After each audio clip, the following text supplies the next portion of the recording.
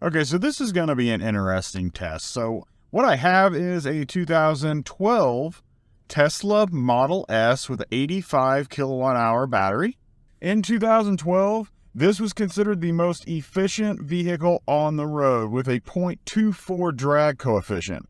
Let's see how that still holds up in 2022. We're to an efficiency test on this vehicle of what it is now and maybe compared to what it used to be. I think the range used to be like 265 miles on this.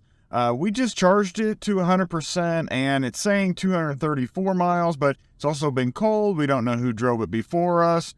It's also a 10-year-old battery, so there probably is some degradation there. But we're going to have this for the weekend and we're going to have a little fun in it. We're going to do a lot of testing in it and everything. So we don't do everything scientifically. It's just what we think everyday normal people are going to be doing in their cars. We're just driving it for the weekend. We're just going to let you guys see what we find out.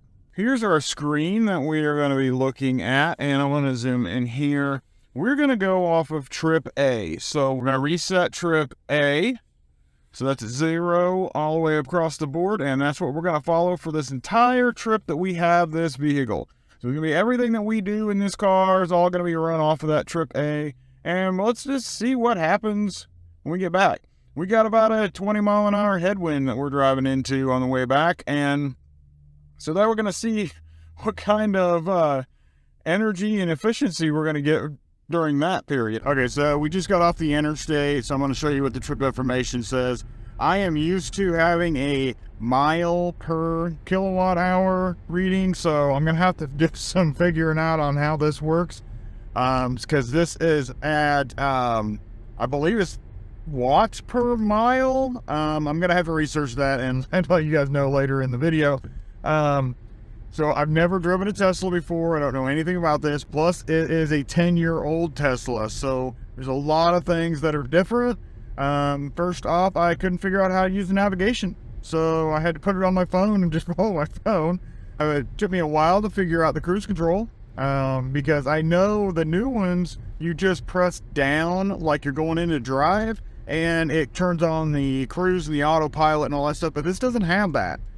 So I have another physical cruise button that took me a little while, or not button, cruise lever to figure out how I was going to do this. So I'm going to show you some of that now and show you the trip information that we've got going on. So right now, this is where we're at. We're driving about 58. It says the last, 30 miles is 3.49 watts per mile, I'm guessing that is. And you see this car has 82,852 miles on it. It is an 85 kilowatt battery. Right now our range says 172 miles, and when we left it was at 235. Okay, so I could not figure out the cruise, but I'm going to show you the trip right now. So here's the trip A that we are following. We're driving 45 miles, these 17 kilowatt hours, and 379 watts per mile, I guess, and that's where we're at the moment. Like I said, I will figure out all that computing later. So my first thing I could not figure out was I couldn't figure out how to get the navigation to do anything. I put my name up in the corner and I programmed in my home address so it knows where home is, but when I push on it, it doesn't do anything. I've not been able to figure that out. I'm sure that I will, but just letting you guys know, this is my first time driving a Tesla and I don't know how to use their navigation. So that's going to be the first thing we try to figure out. Then the next thing was, and you can see here is the drive. It's just standard, just like the other ones. And the park is on the end. I've used that before, similar to what I drove in the Rivian. But I couldn't get it to go into cruise. And I was like, why is this not working? And it's because there is the cruise lever that I didn't know we had. So that's a whole nother issue. So I will get caught up on all of this stuff and figure out how to use this car soon, and we will get straightened out. Looks like I need to check the tire pressure also because that's a little off. But other than that, that's how the trip's going so far. So here's the info on the car. It's a Model S 85. So it's 85 kilowatt hour battery on a base Model S. It's got 82,907 miles. Premium connectivity included package. Looks like there's a software version. Update is available. The downfall to that is that it says down here, you need to service and replace the low voltage battery to update the software. So it doesn't look like there's going to be any updating done to this car anytime soon until someone buys it and replaces the battery. Dash looks pretty nice. The interior's in pretty good shape. It looks pretty good. No, nothing that looks like it's been falling apart or anything like that. So that's a good sign. We will go over to, so you look at the charging. Right now it's got us displayed at 103 miles remaining. When I switched over, it's about 43%. Now, it says supercharging $0. I don't know if I'm going to be able to supercharge this or not. I'm going to try and see if it will just connect. Some of these had free supercharging for life. And if it does, then it should just plug in. It shouldn't matter who's driving it or who has it on an account. So inside of our trip, we were on trip A. We have driven 100 miles. 36 kilowatt hours used, and a average of 356 watts per mile. I still haven't had a chance to check on that. I will shortly, so I don't keep saying the wrong thing. If I am saying the wrong thing, I apologize, but most of the EVs that we drive are miles per kilowatt hour, not the way this is displayed. I will go ahead and switch over so you guys can see the percentage on the charging display. We will go over to percentage, go up to the charging.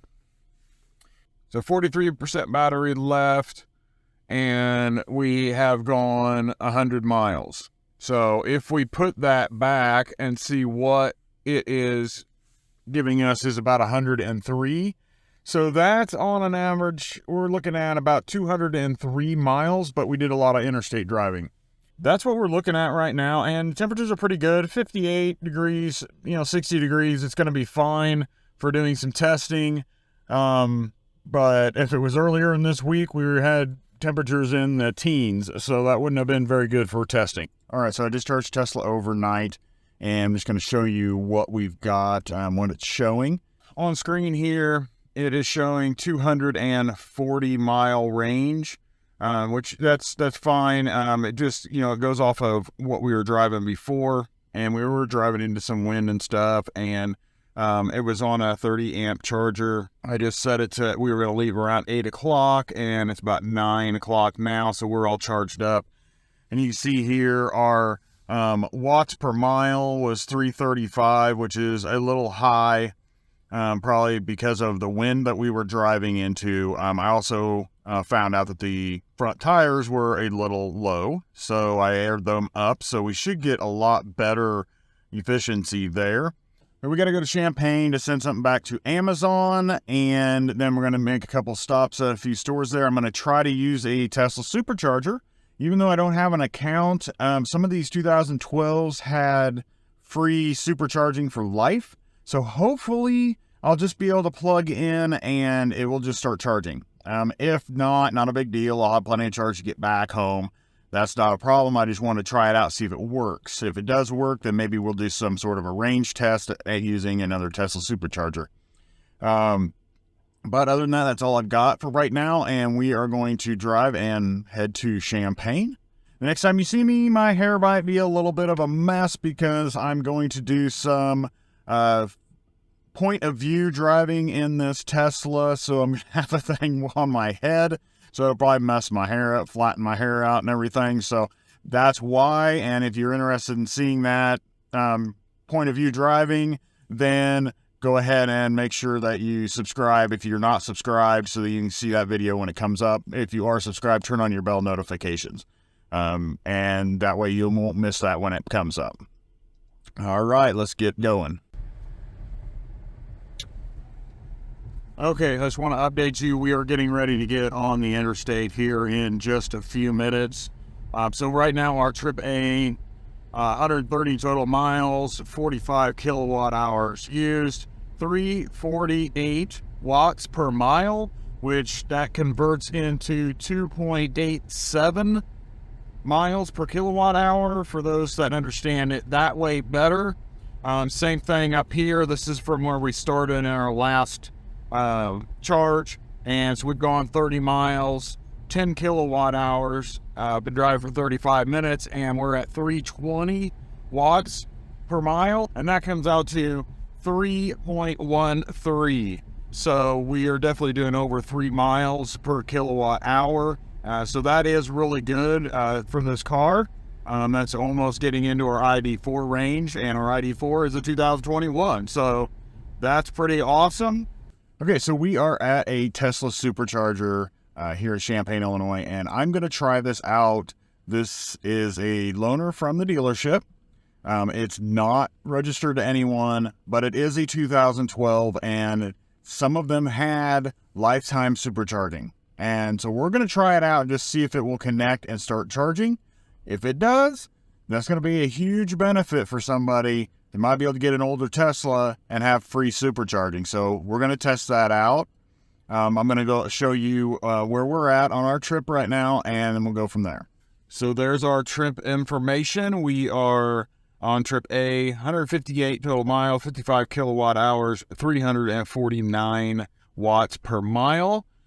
Since our last charge, we are 337 watts per mile, and then our current trip, we just drove like 1 mile and 457. I was accelerating a little bit, but you can see the range says 168 miles percent. We're at 68%, so I don't expect much very fast charging if we charge at all, but let's just see what happens.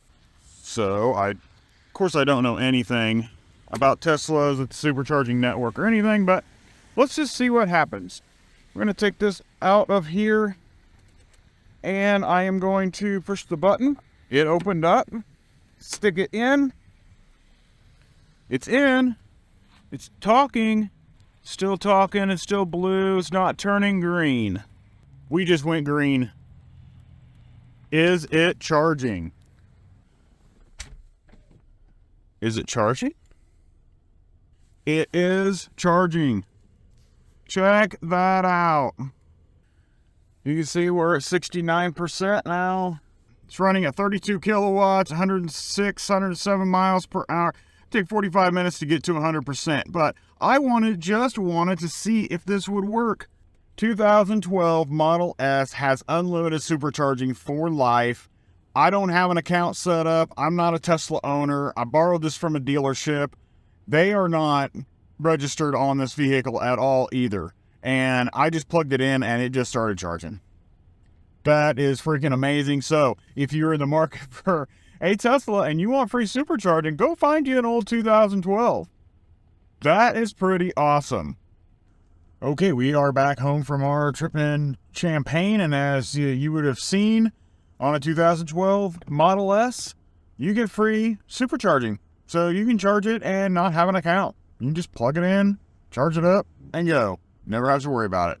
So what we have is our trip A is at 212 miles now, 72 kilowatt hour of energy used, and we are at 3.42 watts per mile.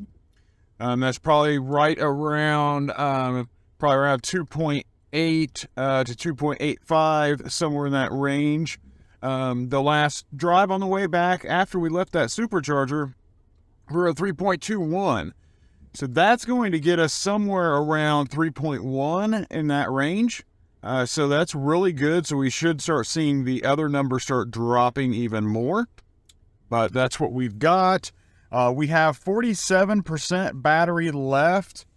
So we've got 116 miles left on that 47%. So doing really well. It's working great and haven't had any issues yet. Today is Sunday morning, and I didn't get any information down on the car yesterday for our trip, so what we did was my wife actually drove the car and we made a video of her first time being in a Tesla and things like that. So you guys want to watch out for that video.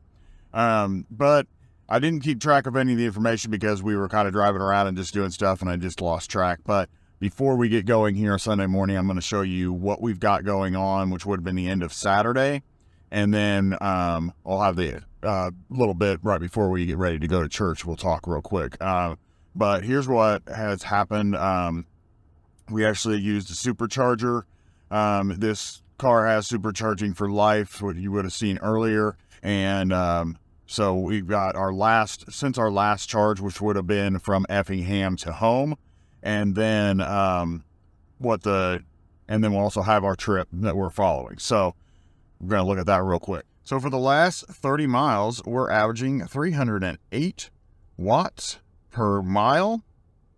And that is really good. That is going to probably be somewhere in the 3.2 to 3.3 range. So it's done pretty well. We haven't had the greatest weather here this weekend. It's been a lot of rainy and was windy at the beginning and not so windy now, but just nasty, wet and everything. So I will keep you guys up to date today after we get back from church. Okay, we made it to church and I'm going to show you the trip over here. Right now we are at 331 miles, 110 kilowatt hours at 333 watts per mile. And that trip that we drove over here was 14 miles and was 314 watts per mile. And the last 30 miles, 316 watts per mile. So now we got to take the car back to the dealership because there's actually a customer that wants to check it out. So we're going to get this back a little bit sooner than we planned. So I'm getting ready to leave now. Here is our predicament though. The portable charger that came with the Tesla, it worked fine the first night, but then after that, I haven't been able to get it to work properly. So we haven't been able to charge it. And we used it at a couple superchargers just to try it out, but we didn't know that we weren't going to be able to charge, so we didn't charge it all the way full. Here's our trip information, which is 345 miles, 114 kilowatt hours we've used, and we are at 331 watts per mile. Again, I will have the numbers up there for those that need or want the miles per kilowatt hour.